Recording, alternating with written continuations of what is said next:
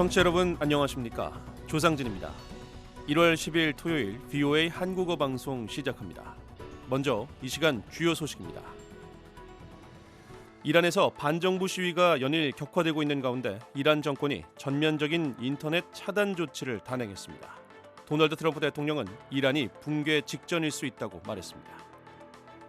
도널드 트럼프 미국 대통령이 베네수엘라에 대해 계획했던 2차 공격을 취소했다고 밝히고 베네수엘라의 임시 지도부가 석유와 가스 인프라 재건 문제 등과 관련해 미국과 긴밀히 협력하고 있다고 강조했습니다. 북한 IT 노동자들이 미국 기업에서 원격으로 일한 것처럼 꾸며 급여를 받아내도록 돕고 그 돈이 북한의 대량 살상 무기 프로그램 수익으로 이어지게 한 계획에 가담한 혐의를 받고 있는 뉴저지주 남성이 미국 법정에서 유죄를 인정했습니다. 여러분께서는 지금 VOA 한국어 방송을 함께하고 계십니다. 첫 소식입니다. 이란에서 이슬람주의 통치 세력에 맞선 최대 규모의 시위가 오늘로 13일째 접어든 가운데 이란 정권은 거의 전면적인 인터넷 차단 조치를 단행했습니다. 도널드 트럼프 미국 대통령은 이란이 붕괴 직전일 수 있다고 말했습니다. 이조은 기자가 보도합니다. 이란에서 수년 만에 최대 규모로 발생한 이슬람주의 통치 세력에 맞선 시위가 9일로 13일째에 접어든 가운데 46년 된 이란 정권은 거의 전면적인 인터넷 차단 조치를 단행했습니다. 도널드 트럼프 미국 대통령은 이란이 붕괴 직전일 수 있다고 말했습니다. 런던에 본부를 둔 글로벌 인터넷 모니터링 단체 넷플룩스에 따르면 이란에선 현지 시간으로 8일 저녁 시작된 거의 전면적인 인터넷 차단이 9일까지 이어졌습니다. 넷플룩스는 이란 현지 시간으로 9일 오전 사회관계망 서비스 X에 게시한 성명에서 이란은 당국이 전국적인 인터넷 차단 조치를 단행한 이후 12시간째 오프라인 상태에 있으며 전국 연결성은 정상 수준의 약 1%로 사실상 중단된 상태라고 밝혔습니다. 이어 이는 광범위한 시위를 억제하고 정권의 잔혹 행위에 대한 보도를 은폐하려는 시도라고 지적했습니다. 트럼프 대통령은 8일 폭스뉴스와의 인터뷰에서 이란이 붕괴 직전에 있다고 보느냐는 질문을 받고 그럴 수도 있다고 밝혔습니다. VOA 뉴스 이조은입니다. 도널드 트럼프 미국 대통령이 베네수엘라에 대해 계획했던 2차 공격을 취소했다고 밝히고 베네수엘라의 임시 지도부가 미국에 적극 협력하고 있고 특히 석유와 가스 인프라 재건 문제에 긴밀히 협력하고 있다고 강조했습니다.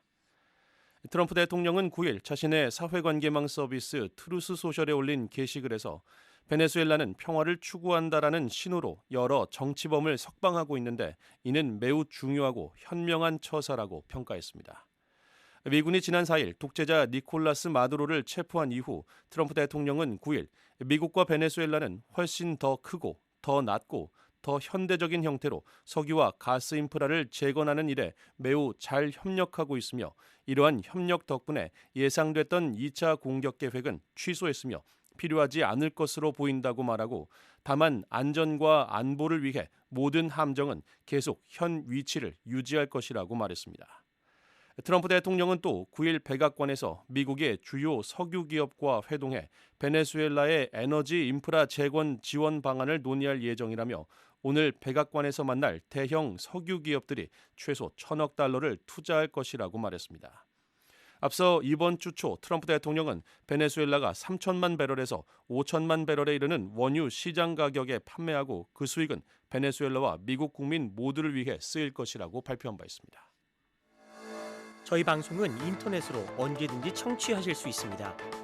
저희 방송을 다시 듣기 원하시는 분은 인터넷 웹사이트 주소 www.voakorea.com으로 접속하시면 됩니다. 여러분의 많은 애청 부탁드립니다. 다음 소식입니다.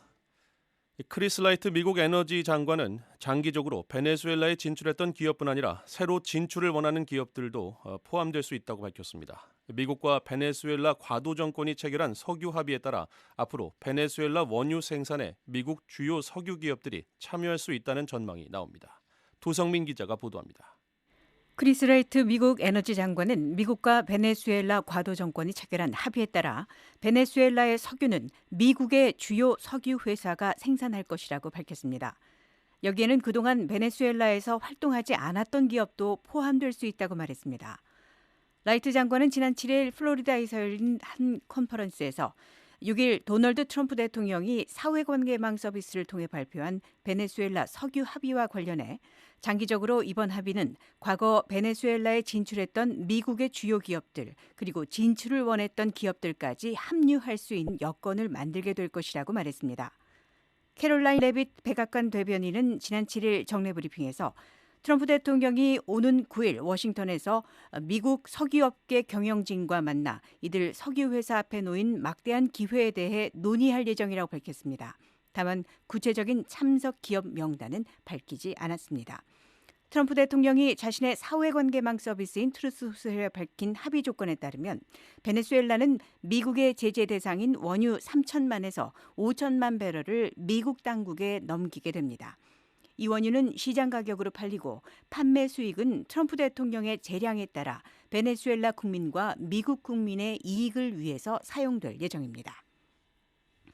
미국의 이번 합의 발표에 대한 베네수엘라의 첫 공식 반응으로 국영 석유회사 PDVSA는 7일 인스타그램 성명을 통해 지금 두 나라 사이에 존재하는 상업적 관계 틀 안에서 미국과 석유 물량 판매를 위한 협상을 진행하고 있다고 밝혔습니다. PDVSA는 이번 협상이 2007년 엑손모빌과 코노코필립스가 철수한 이후 베네수엘라에 남아있는 유일한 미국 석유 회사인 쉐브론과 체결한 합의와 비슷한 합의를 목표로 하고 있다고 설명했습니다. 석유 부국인 베네수엘라는 1976년 국영 석유 회사 PDVSA를 설립하며 석유 산업을 국유화했고 수십 년 동안 미국과 다른 외국 기업들이 운영해오던 생산 시설의 통제권을 가졌습니다. VOA 뉴스 도성민입니다. 북한 IT 노동자들이 미국 기업에서 원격으로 일한 것처럼 꾸며 급여를 받아내도록 돕고 그 돈이 북한의 대량 살상 무기 프로그램 수익으로 이어지게 한 계획에 가담한 혐의를 받고 있는 뉴저지주 남성이 미국 법정에서 유죄를 인정했습니다. 미국 매사추세츠주 연방검찰청은 8일 뉴저지주에 거주하는 39세 남성 젠싱 데니 왕이 보스턴 연방법원에서 우편과 전신 사기 공모와 관련해 자금 세탁 공모 혐의에 대해 각각 유죄를 인정했다고 밝혔습니다. 연방검찰청에 따르면 데니 왕과 공범들은 미국인의 신원을 위조하고 도용해 북한 IT 노동자들이 미국 내 근무자인 것처럼 가장한 뒤 미국 기업들에서 원격 IT 일자리를 얻어 수익을 올렸습니다. 데니 왕은 미국 내 조력자로서 피해 기업의 노트북을 수령하거나 거주지에 보관해 해외 IT 북한 노동자들이 미국에 있는 것처럼 꾸미고 승인 없이 소프트웨어를 설치하거나 기업 컴퓨터를 인터넷에 연결된 KVM 스위치에 연결해 원격 접속을 가능하게 한 혐의를 받았습니다. 검찰은 또 데니 왕과 공범들이 호파나테크 유한 책임회사 등 실제 사업 활동과 관련이 없는 서류상의 유령 회사를 만들고 웹사이트와 금융 계정을 개설해 해외 북한 IT 노동자들이 합법적인 미국 업체 소속처럼 보이게 했다고 밝혔습니다. 하워드 러트닉 미국 상무장관은 지난해 미국과 인도 사이에 무역 협정이 타결되지 못한 이유는 나렌드라 모디 인도 총리가 도널드 트럼프 대통령에게 협상 마무리를 위한 전화를 하지 않았기 때문이라고 밝혔습니다. 러트닉 장관은 9일 팟캐스트 올인에 출연해 무역 협상이 막바지에 이르렀을 당시 인도 측에 모디 총리가 대통령에게 직접 전화해야 한다고 말했다며 인도 측은 이를 불편해했고 결국 모디 총리는 전화를 하지 않았다고 말했습니다. 하지만 인도 정부는 이러한 설명에 동의하지 않았습니다. 란디르 자이스왈 인도 외교부 대변인은 9일 뉴델리에서 열린 기자회견에서 러트닉 장관의 발언이 사실과 다르다고 밝혔습니다. 자이스왈 대변인은 인도가 여전히 상호 이익이 되는 무역협정에 관심이 있다고 강조하며 모디 총리와 트럼프 대통령이 2025년에만 전화통화를 8차례 했다고 설명했습니다. 1월 10일 토요일 VOA 한국어 방송을 모두 마칩니다. 미국의 수도 워싱턴에서 보내드린 VOA 한국어 방송, 저는 조상진이었습니다. 함께해 주신 여러분 고맙습니다.